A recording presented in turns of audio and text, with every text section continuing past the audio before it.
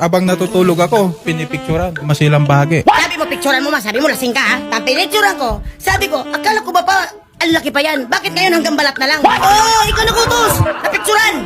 Hindi ka kasi magkaroon magpaasim at mag-ipit-ipit. Kaya kung sa'yo na lang, ipitin mo. Hindi naman naginip kasi sir. Kulira. Oh, no! Pinababoy niya ako. Pinipit ako niyan, sir, eh. Ma'am.